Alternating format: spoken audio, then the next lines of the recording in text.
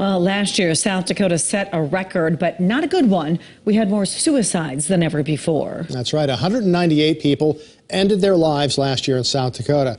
For every suicide death, there are 27 people who attempt and 275 people who seriously think about it. Now, the fact that that many people seriously contemplate taking their own life shows that we all have people in our own lives who we care about, who are struggling, and we may not even know it.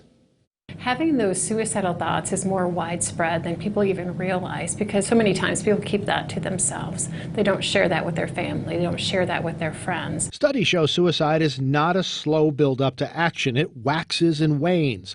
Thoughts of suicide come and go. That's why psychiatrist Matthew Stanley says one of the best prevention methods is putting a delay between the thought and the action.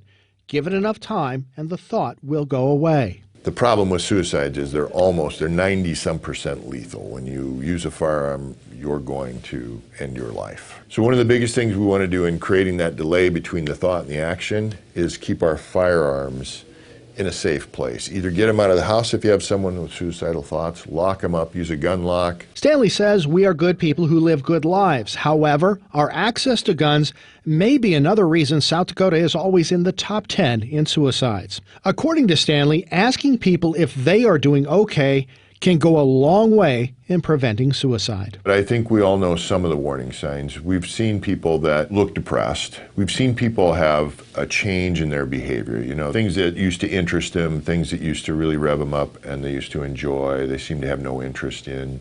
They're withdrawing from others. You know, it may be very obvious they're not eating well, they're not sleeping well, they're no longer engaging in activities. Stanley and other mental health professionals are encouraged by the creation of the new 988 Suicide and Crisis Lifeline. The calls are answered here at the 211 Helpline Center in Sioux Falls. Kidham says the new line is doing what it was designed to do. 3 digits are just easier to remember than that 1-800 number. So we've seen overall probably about a 70% increase in our contacts since we made that change to 988. Education, awareness, and the ability and the desire to reach out to those in crisis are the keys to stopping suicide numbers from increasing even further. In tonight's Eye on KELOLAND, we will dive into something that is prompting the mental health community to take some action: a dramatic increase in teen suicides.